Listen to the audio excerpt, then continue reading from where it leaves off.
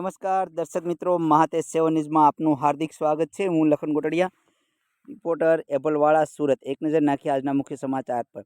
શ્રી સનાતન ધર્મ સંસ્થાન સેવા ટ્રસ્ટ ભારત દ્વારા આયોજિત શ્રી સનાતન ધર્મ જ્ઞાન ગોષ્ઠી કાર્યક્રમ શારદાપીઠ દ્વારકાના જગતગુરુ શંકરાચાર્ય શ્રી સદાનંદ સરસ્વતીજી મહારાજ, પરમ પૂજ્ય મુક્તાનંદજી મહારાજ સાપરડા વડતાલ લાલજી, શ્રી નુગેન્દ્ર પ્રસાદજી મહારાજ કણીરામ બાપુ દુધરેજ, પરમ પૂજ્ય હરિહરાનંદ ભારતી બાપુ જુનાગઢ, પરમ પૂજ્ય લલિત કિશોર ચરણદાસજી લીંબડી વગેરે સુપ્રસિદ્ધ સાધુ સંતોની ઉપસ્થિતિમાં સરદાર સ્મૃતિ ભવન મિની બજાર સુરત મુકામે બેઠક યોજેલ।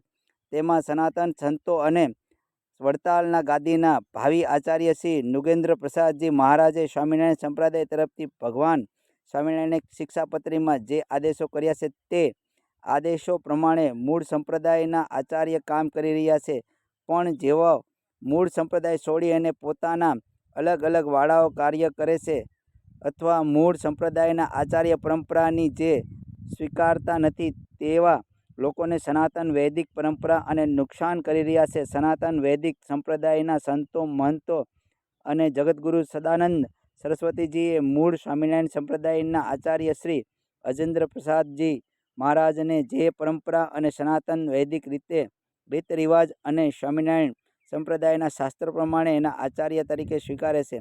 મૂળ સંપ્રદાયના બંધારણથી અલગ પડી અને શાસ્ત્રો અને સનાતન ધર્મના સિદ્ધાંતોથી વિપરીત જે દેવી દેવતાઓનું અપમાન કરી રહ્યા છે તેઓનું સનાતન દરેક સંતો મહારાજશ્રીના નેતૃત્વમાં કામ કરશે, સમગ્ર ભારત વર્ષની અંદર કામ કરશે।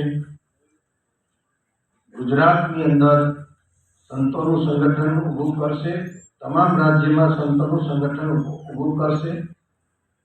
એ સંતોનું કાર્ય દરેક સંપ્રદાયના લોકો સાથે મળીને એ ધર્મનું આચરણ કેમ થાય, લોક હૃદયમાં ધર્મ ભાવનાઓ કેમ સ્થાપિત થાય, શાસ્ત્રોનું શ્રવણ કેમ વિશેષ ને વિશેષ થાય અને લોકોની અંદર કેમ રાષ્ટ્રીય ભાવના ઉપસ્થિત થાય, આ કાર્ય કરશે।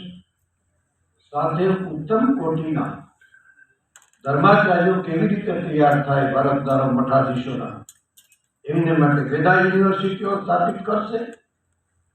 સાચા અર્થમાં સનાતન ધર્મની રક્ષા કેવી રીતે થાય એનું ચિંતન મનન કરશે, નહીં કે કોઈને માટે કેવલ ઘર્ષણ કરવા માટેનો મહંત બાયું ચડાવવા માટે, પણ જરૂરિયાત ઊભી થાય તો આ સનાતન ક્ષેત્ર એ કંઈ સાધારણ નથી કે એની અંદર ગમે તે મન પડે એ રીતે હરેડી વ્યક્તિઓ પણ દાખલ થઈ જાય।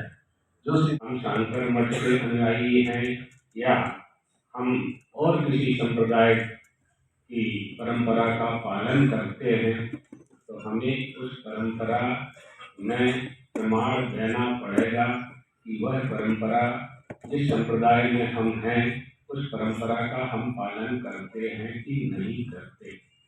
अब ये समझना है कि हमारी परंपरा कहाँ से प्राप्त होती है। सनातन धर्म है श्रुति स्मृति सदाचारः स्वस्थ च प्रियमात्मनः एकचतुर्विधं प्राहु साक्षात् धर्मस्य लक्षणम। ये धर्म का लक्षण है। धर्म के लक्षण बहुत किए जा सकते हैं, अभी वह अवसर यहाँ नहीं है। मूल बात यह समझनी है कि हम सनातन धर्मी हैं तो सनातन धर्म का क्या लक्षण है। अभी हमने जो आपसे कहा वह धर्म का लक्षण है। श्रुतियों के अनुसार, वेदों के अनुसार, सदाचार के अनुसार कामचार, कामवाद, काम भक्ष से ऊपर उठकर मनमाना नहीं करना है, मनमाना नहीं बोलना है, मनमाना भोजन भी नहीं करना है। इन सबका निषेध करने वाला हिंदू धर्म है, सनातन धर्म। अद्रोह सर्वभूतेषु कर्मणां मनसा गिरा अनुग्रहश्च दानञ्च सतां धर्मः सनातनाः। सनातन धर्म का लक्षण है, किसी से द्रोह नहीं करना। अगर कोई भी संप्रदायवादी किसी भी संप्रदाय में रहने वाले, चाहे वो कोई भी हो, किसी से विरोध करते हैं, किसी देवी देवता से विरोध करते हैं, तो सनातन धर्मी उनको कैसे कहा जा सकता है? तो ये तो स्मृति वाक्य है। सनातन धर्मावलंबियों के वेद और स्मृति पुराण ही प्रमाण है। हिंदू हैं हम, लक्षण प्रमाणाभ्याम वस्तु सिद्ध जायते न तो प्रतिज्ञा मात्रेण, कह देने से प्रतिज्ञा नहीं सिद्ध होगी। हम हिंदू हैं, यदि हम हिंदू हैं तो हिंदू धर्म का पालन हमें करना है। सनातन धर्मी हैं तो सनातन धर्म में जो विधि निषेध है उसका पालन हमें करना है।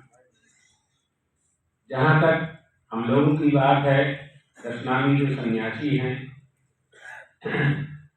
तो सन्यासियों